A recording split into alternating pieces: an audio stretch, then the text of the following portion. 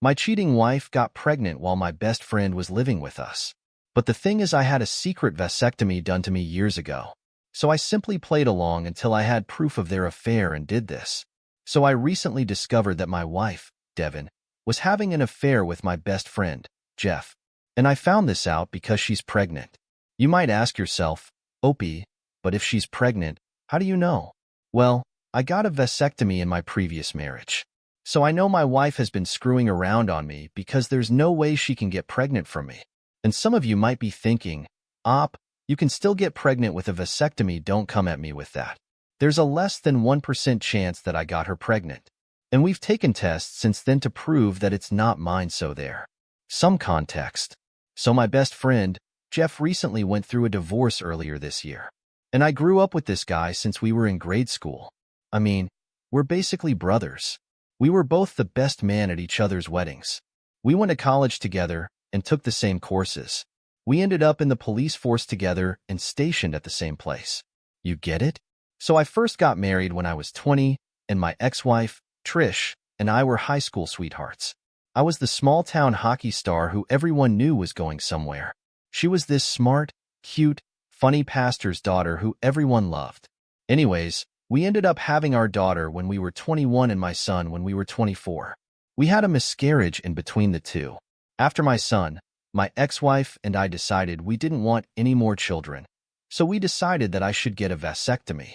So without telling anyone, I didn't feel like I had to announce it to the world. I went in for a simple lunch surgery and went back to work, and no one was the wiser. My ex-wife and I ended up drifting apart, and we separated amicably. It's not that we didn't love each other, we did, but the love just changed. She had started up this home organization business after the kids were old enough to be a bit more independent, and she got really successful with that and wanted to make the brand bigger. So she put in a lot of time with that, and I was still really passionate about what I was doing, and I was getting deployed all over Canada to teach and whatnot. So we both just kind of drifted apart, but we still fully supported each other and the lives we were both leading. My ex-wife and I are still really great friends, and we see each other constantly, and all of us have even shared holidays together. Anyways, Devin and Trish were on good terms, and they even went out and did things without me too. They had a great relationship. So then this brings me to Jeff and his wife. We all spent a lot of time together, and we did a Friendsmas thing and a Friendsgiving every year. We all spent a lot of time camping together. We did a lot together. And so when he said that he was getting a divorce from his wife Amy, it sort of hit the friend group hard, and we tried our best to support them in whatever way they needed. However, Amy really gave it to Jeff hard and was saying that she was going to take the kids to Ontario to be with her parents who still live there. So naturally, Jeff was devastated on hearing this, and he tried his best to keep his kids here. But alas, she ended up moving there and did, in fact, take the kids with her. So it was rough to see him go through, and it was hard to see him being treated like that and getting his kids taken away. So in this time, he really leaned on us, and because they had to sell the house, we let Jeff stay with us for a little bit until he landed on his feet again. Well, a little it turned into a little bit longer than we would have liked. Then Devin sort of had this idea that we could renovate the garage and turn it into a suite. So I complied, and Jeff was really gracious about it and helped out and spent a lot of time making it his own. Whatever, it was a bit of an annoyance, but I wanted to help in any way that I could. And it was better than him staying in our house. At least he was out of the house and in his own space, so that Devin and I could have proper alone time without worrying if Jeff was going to hear, if you catch my drift. Okay, so now Devin. Devin worked as a dispatch agent for a little bit, and that's how we met. And the job is actually really stressful, so she managed to stick it out for 2 years, and now she works as a hair stylist and loves it. Devin and I met a few months after the divorce with Trish was finalized. We hit it off really well. She's actually 8 years older than I am. She said that she didn't want any kids, and she was really fun. Like really fun and wild. We had our motorcycles and went on hunting trips. She was like one of the guys, but like a chick. And a chick that wanted to get down and dirty with you, low. That's a horrible explanation, but you get it. She was fun. She was everything that I needed at the time. We had the same interests, and we had a lot of the same hobbies. And because she had mentioned that she didn't want any kids, I thought, wow, great. I don't have to worry about telling her that I had a vasectomy. So the topic never came up. Yes, I know. I'm a horrible person. I never told her that I had a vasectomy. But because the topic of kids never really came up, that was sort of it. She obviously was the best stepmom to my kids, and she had always said that that was enough. She wasn't even the marrying type until I just felt like, yeah, I want to spend the rest of my life with this woman, and it just feels right. It's not like she was against marriage or anything, but she just didn't expect it, you know? She didn't need to get married. She was so chill that way, and I love that about her. So we ended up having this small, intimate, backyard wedding and a fire with a barbecue, and it was perfect. It was perfect for us and all we needed.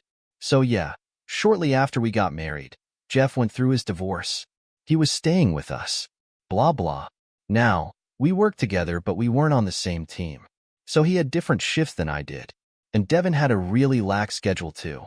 So a lot of times, Devin and Jeff were at home together alone. And at first I thought it was just Devin being helpful and a good friend. But after a while, he definitely started getting weird. I'd text her during the day and ask how her day was doing, and she'd say, "Oh, Jeff and I are just out for lunch," or "Jeff and I are just out running errands." And I'm like, okay, weird. But then they were going to movies together. And then they'd go to concerts together. And then when I was home, I saw little things that rubbed me the wrong way. Like he'd touch her arm when she was talking to him. She'd touch his bicep when he made her laugh. She'd dish him up food, and she wouldn't dish me up food. And then she'd constantly bring him up like, "Oh, Jeff told me about this." Or "Jeff said the funniest thing." And I was like, okay, red flag. Definitely raised my suspicions. Then even though he was literally up in the garage suite, they'd text into the wee hours of the morning, and she'd be giggling and texting him. And there I'm laying next to her in bed, and honestly, I'm trying to start something up, trying to give her a massage or something, get in the mood, and she wouldn't be interested. She'd just keep texting him. So I'd just roll over and just fall asleep, and she'd be texting him. Then there would be little gifts here and there. He got her like bath stuff for the bathtub, and in one gift set there was massage oil. And after a week, I noticed that the bottle had been opened and used, but I didn't use it on her. At first I chalked it up to maybe she used it for lotion or something. But the thing is, this oil had a distinct smell. And I remember smelling it on Jeff a few times, but I never said anything. I was just sort of collecting all of this evidence and making mental notes. Then one day, we're laying in bed late at night, and she turns to me and she's like, "I want a baby." And I'm like, "What?" And she's like, "I think we should have a baby." And I'm like, "We agreed not to." And she's like, "I've just been thinking, and I think we should have a baby before we're both too old." And I'm like, "Devin, like." And she's like, "What do you mean you don't know?" And I'm like, "Well, a baby is a lot. It takes a lot of time and energy." And then she got mad at me, and she's like, "Don't treat me like your old child." And then I said that I thought we went over this before. And she's like, "We never really did." And I'm like, "I feel like it was just an unspoken thing. And I feel like you said that you were okay without kids and were good with being a stepmom." And she's like, "So I'm not allowed to change my mind. You won't let me be a mom?" And I'm like, whoa, that's not at all what I'm saying. I'm just saying that I think we have to talk more about this, and maybe now isn't the best time." And she's like, "Well, what would make it a good time? When will you want to talk about it?" And I'm like, "Can we like sleep on it and talk about it tomorrow and make time for this tomorrow?" And she got pissed and left the room. And yeah, I didn't have the heart in that moment to tell her I had a vasectomy, and it would be fiscally impossible for me to give her a child unless I went and got it reversed. And even then it's not 100%. And something was just sketchy about the whole conversation anyways. I thought it was weird that now, all of a sudden, she wanted a baby. She had never ever shown interest in anything like this before. My alarms are going off. I'm pretty sure I know what happened, but I need to play along a little bit here. The next day, I apologize and I'm like, "Yes, I'm game. Let's make a baby." She literally jumps for joy, and we try like 5 times that day. Then about a week later, she hands me this box, and in this box is a positive pregnancy test. I could have cried. I was stunned. I knew it couldn't have been mine. And I'm not an expert or anything. But can you find out a week after? I don't think it works that way. Anyways, let me know if I'm wrong here. But the point is, I had a hunch and I knew the baby wasn't mine. I knew it must have been Jeff's. So I started watching them closer. Both Devin and I had agreed not to tell anybody that we were pregnant right away. But when I was watching Devin and Jeff interact, I caught him grazing her belly at the side of my eye. I pretended like I didn't see, but he for sure touched her belly in a lovingly way. There it was. A few weeks after that, She tells me she's going to her doctor's for the first little exam to see how far along she was, and that Jeff was going to drive her because he had to do some running around in the area anyways. And I was like, no need. I'm taking time off because I want to be there. And she sort of smiled and was like, you don't have to do that. And I was like, I'm the father. I want to be there. And I kind of smiled and she weakly grinned and was like, great. Of course you do. So yeah, we ended up going to the appointment and the doctor does her thing with her and asks her when she thinks she's conceived. She gives her the date that we did the old deed. There's an ultrasound. And then the doctor comes back and says that she's 12 weeks. And I'm like, how is that possible? And I look at her and she's like, Doc, is this for real? And she's acting all shocked and everything. And the doc is like, yeah, seems like you have a miracle. And I was like, whoa. And I pretend to be totally ecstatic to not tip her off that I knew anything I shouldn't. Then we go home, and when we're home I'm still pretending and she's like, oh, it was meant to be. What a miracle. I'm so excited. We end up having SAGs again that night, and I turned over and fell asleep. I had the next day off, but I knew she had to get up early because she had a wedding to do. I knew that was my chance to pack her shit and lock Jeff out of the suite. I knew Jeff also had to get up and go to work. So I did just that. I packed all of her garbage. I stockpiled it into our trailer, and I parked it on the street. I had a spare key to Jeff's suite. So I went in there and packed up his stuff too, and threw it into the same trailer. Then I put this big old lock on it so that he wouldn't get in. So Devin comes home first and sees this trailer parked there. I had changed the locks on the doors and the password to the garage so she couldn't get in. She's standing there, and she's banging on the front door. I talk to her through our doorbell camera, and I tell her that we're done, and I know the baby isn't mine. She's saying that I'm out of my absolute mind and calling me crazy, and she's bawling and making a big scene, and I can see our neighbors looking out their doors and windows. And I'm like, this baby isn't mine. It's Jeff's.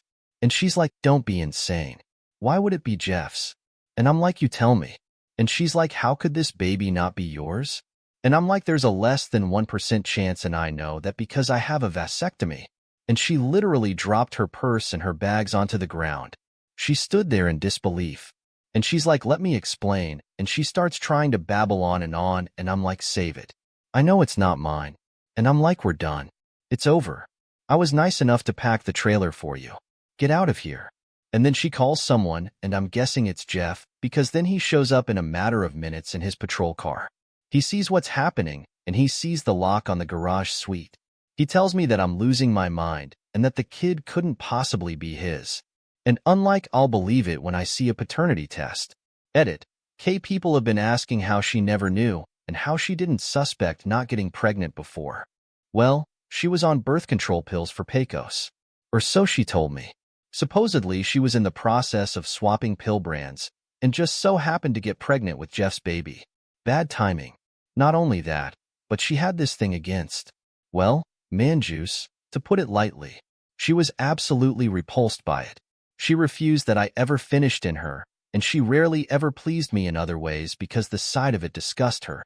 I won't go into details. But yeah, update. So, getting divorced. Again. Another failed marriage feels like absolute dump, but what can you do? In the midst of the divorce, Devin did end up getting a paternity test, and it only confirmed what I had believed. The baby is in fact Jeff's. And I guess he knew all along and was willing to play along and thought that he could just live in the garage suite forever and raise his baby as Uncle Jeff from afar. A buddy of mine did me a huge favor and got Jeff transferred to a small northern town literally in buttfuck nowhere. Devin, I guess, followed him up there. She was just trying to pretend that I impregnated her so that I didn't catch on to the affair she was having with Jeff. But turns out my little secret snip saved me from raising a kid that wasn't my own. By the time she realized she was pregnant, though, it was a bit late. Trish and I talk every day. She checks in on me, and she's being an absolute sweetheart. I'm spending a lot of time with my kids and just trying to get by and be the best dad that I can be. Alright, second cheating story. My wife cheated. So I left her and karma hit her hard when this happened. Everyone was right. I'm so crushed. My post history details what happened. Well, everyone here was right. I had an anonymous phone call at work today. He told me she was screwing around on Snapchat. I called her and told her to get home now. I forced her to sign in and saw everything. Over 15 guys getting sex and naked pics for the last 6 months. It gets worse. After some pressure and a long argument, I convinced her I'd stay if she told me the whole truth. She screwed someone in my bed, in my home. I gave her everything. I gave her my whole life. We grew up together, with each other since 17, 13 years down the drain. I'm so freaking destroyed. My poor kids. My poor babies. I took a ring off and walked out. Lawyers tomorrow. I'm so screwed up right now. I can't even think. I was stupid and did not read the rules properly. Update posted below. Update. I went to the house today, as I should not have left originally. I sat her down and told her how it is. It's my parents' house. She is to leave. Tonight. I'm giving her 2 days to get her affairs in order, and then taking the new vehicle I just purchased for her and selling my Mustang as I need a 6-seater. Then she cannot afford the payments on the vehicle. She's had a comfortable home wife life, and an entry-level job will not pay for that SUV, and I'm not paying it for her. Unfortunately, I cannot afford a lawyer, so I have applied for legal aid. 10 business days to even hear if I qualify. In lieu of that, we grew up a separation agreement together. She gets nothing. I'm giving her $200 to get on her feet. She'll have no vehicle by Friday. She has to leave the house. Kids stay with me until she can find housing, then we'll revisit custody split. So far, neither of us has any interest in changing the kids' lives. She has agreed to sign divorce papers and asked for nothing is signed in the agreement. I already paid the phone bill for the month, so she can keep it until October 20th. Then she is either to pay the balance and transfer to her own name, or I cut off the phone. I work nights, but it sounds like my job is willing to give me a transfer on today's shift, so I can be there for the kids and not have her in my house any more than necessary. Today was absolutely the hardest day of my life. So absolutely crushed and broken. She finally formally apologized on her way out. A real proper apology. When she started her vehicle, I closed the door and collapsed against it, bawling. I don't feel like I can handle this right now. It took everything I had to come back from the first time this happened. I am so utterly destroyed. Update. Post history has details. I'll spare the explanation again. 3 days out from the worst day of my life. Our anniversary is tomorrow. It would have been 14 years together. I keep finding myself making excuses of texture. Random crap about the kids. I hate myself as soon as I hit send. Because of the way everything went down, she has been here every day. Not sleeping here, but spending the day with the kids. I'm pissed off because I don't even get the validation of telling her how I feel for the sake of being a bigger person. I have to save face with the sake of the kids. She pretty much got off scot-free in that regard. I pulled the ring off her finger and walked out, which felt pretty good and a little badass at the time. But now, there's so much crap I wanted to say to her about how she destroyed everything. My life and our children's. I can't say anything to her because I'm fearful if we fight, she'll try to take me for everything. And right now, she's being good about that kind of stuff. Not that we had much anyway.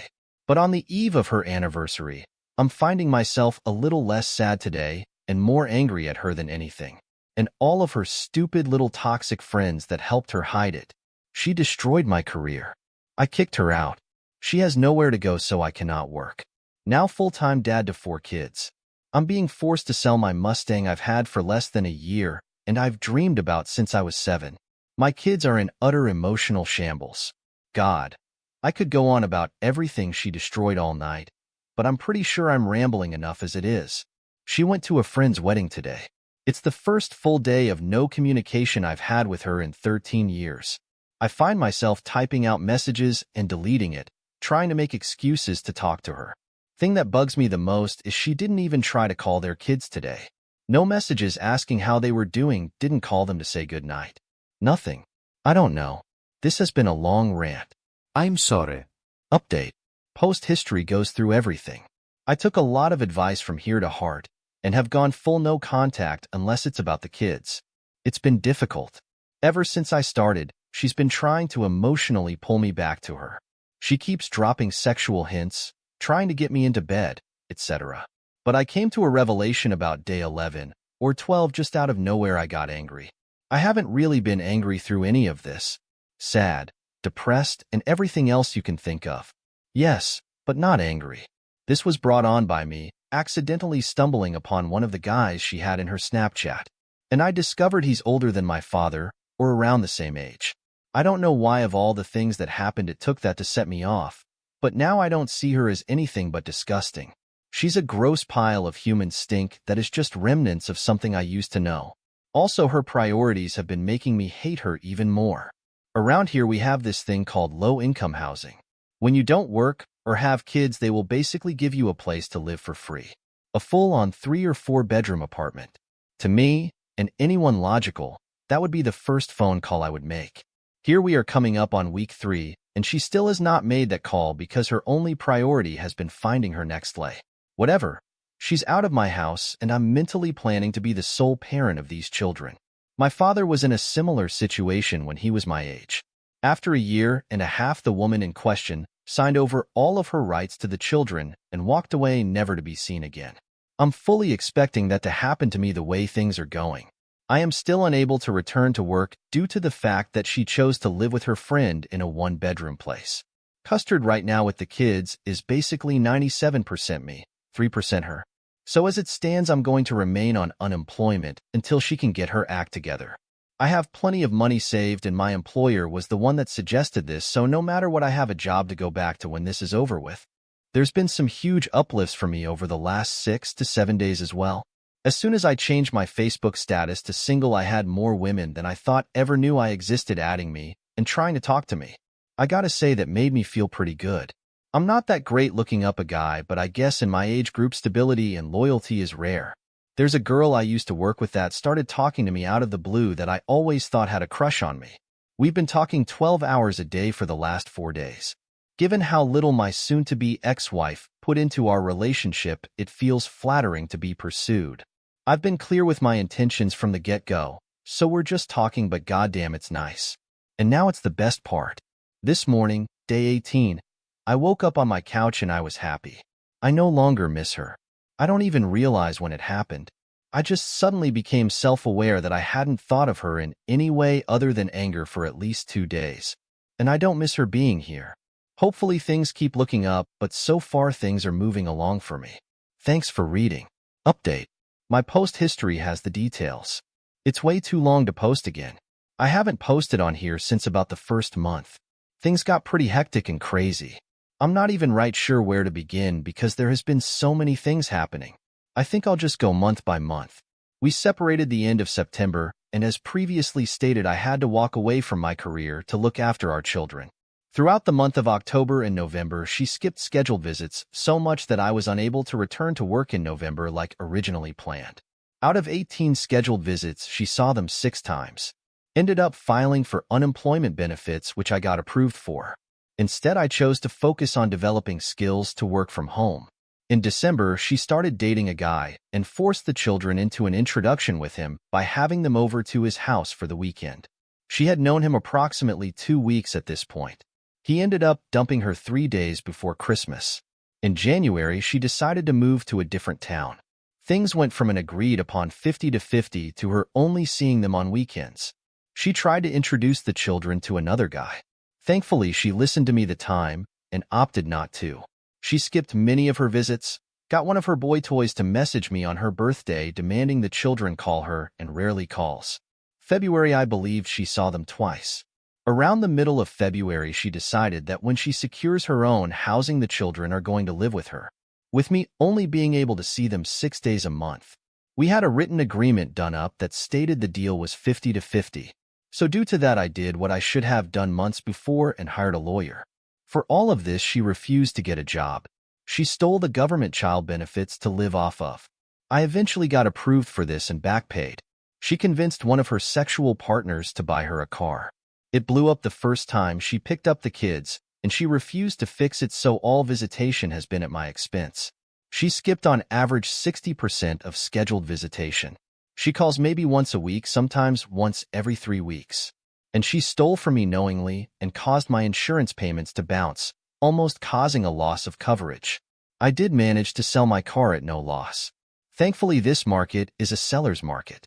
I unfortunately have not returned to work, but I am working on certifications to do something from home. The hours I can work when the kids are in school do not allow me to make enough money to make ends meet. Unemployment actually pays more. Throughout all this, I'm genuinely happy. All this stuff people told me it gets better, it gets easier, isn't necessarily true. I think they're situational. Her lack of empathy for her kids causes me a lot of stress and headaches. I went full no contact around November. Anyone reading this that made it this far? Do it. No contact was the best thing I could have done for myself. The girl I detailed talking to ended up confessing to having feelings for me. We decided to pursue and have been seeing each other for a little while. She's great and knows the traumatic things I went through are not easily forgotten. But she is willing to work through it with me, which is more than I can ask of another person. Alright, let's see some relevant comments replied by Opie. Pereira 55 says, Eupia. I'm happy that things are becoming better for you. But at the end you are dealing very well with all of this. No contact with her is the must. Pursue your new relationship since you had all the right to be happy. And had your girlfriend meet already your children? If yes, how is their relationship? Opie responds, no contact was extremely difficult. But it was the one move I made that helped secure my sanity. My girlfriend had already known the children for 2 years. She was a coworker and babysat for me on weird days sometimes. She does not have children of her own. So I slowly eased into things and let the children set the pace. It has been great so far. They love her and are always excited for our next outing. HPO21 says, hopefully you have kept records and have made copies for your attorney. She is an unfit mother, and perhaps the court will see that and officially give you custody. The Opie replies, if there is any advice I can give to any fathers that end up going through a similar situation is that record everything and keep everything. Only communicate through text messages, don't do anything in person. Back everything up to multiple places. I did this from day one, and it has been my savior. When I went to see my lawyer, I handed her over 400 pages of evidence. Bell17 says, good for you, mate. But I would be careful. No doubt your ex will try to do something to mess up your relationship, so record everything. Make a note for everything, just in case you need to get a restraining order or if she tries to take the kids. The Opie replies, she has already tried. She went on a ramble a couple of weeks ago about how much she misses me and tried to accuse me of cheating on her while we were married. I am an open book with my girlfriend and tell her about anything and everything in regards to my soon-to-be ex-wife. And yes, I have records of every conversation dating back several years. I got into the habit a few years ago of not deleting things, and it has served me well. I headed my lawyer over 400 pages of evidence.